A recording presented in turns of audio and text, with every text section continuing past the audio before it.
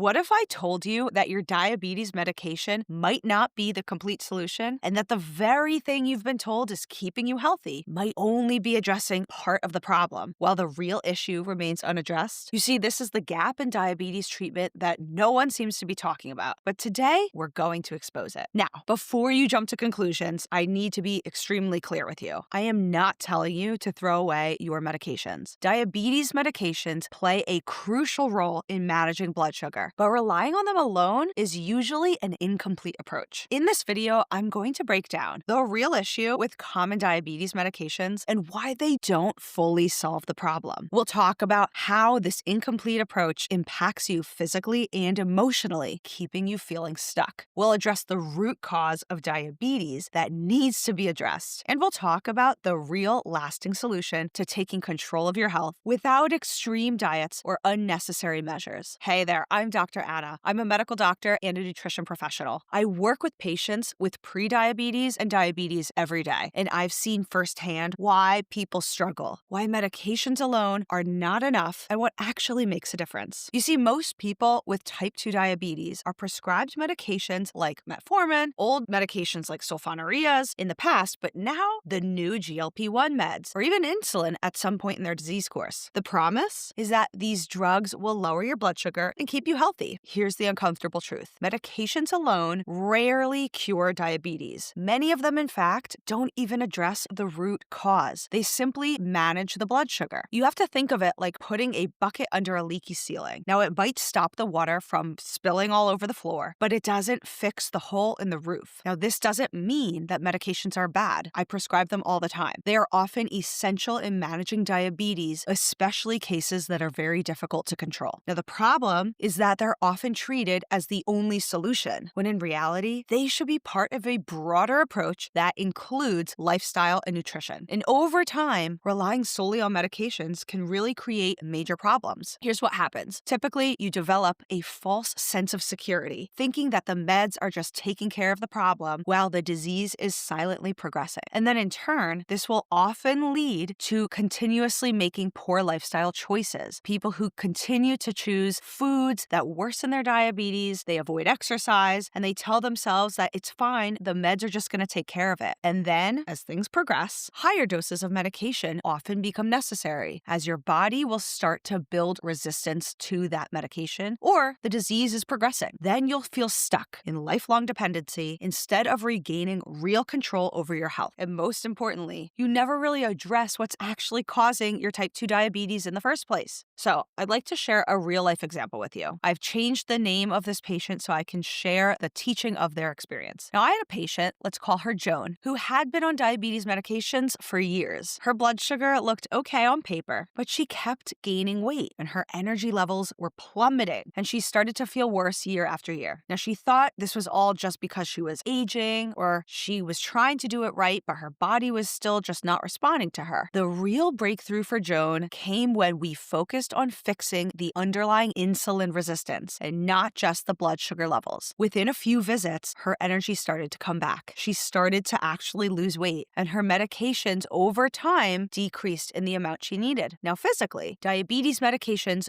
don't always stop the long-term damage happening inside your body. Unfortunately, some classes of meds, which granted are used less commonly today, may in fact induce some of the damage on your organs if they're used for too long. The point is, you're still at high risk for damage to your nerves, your blood vessels, your kidneys, the retinas behind your eye that help you see, and then things like heart disease, getting toes or even whole limbs amputated. Not to mention the emotional toll it takes on you. Now, you probably feel like you're doing everything right, you're taking your medications as prescribed, you're following your doctor's directions, but if nothing is really changing, you might start to feel hopeless and frustrated or even guilty, wondering if somehow you're the problem or you're failing. Now, it's really not your fault if this is going on. The truth is, the system often focuses on blood sugar numbers rather than the underlying metabolic health really running the show. So here's what many people don't realize. Type 2 diabetes is not just about high blood sugar. You see, it's a metabolic dysfunction going on. In other words, your body's way of regulating energy conversion is all out of whack. And this is going to make things like weight loss often very difficult. And guess what happens? Apparently, everyone seems to forget is that insulin resistance starts years years before a diagnosis of diabetes comes along. Ever heard of that pre-diabetes? Have you thought what pre-diabetes is really about? Well, this is where you have the same mechanism going on inside your body. You've developed insulin resistance. It's really the same thing as diabetes. It's just not bad enough yet where you've crossed the threshold where we would start calling it type 2 diabetes. By the time your blood sugar is high enough for a doctor to say you have diabetes, the issue's already been building for a long time. But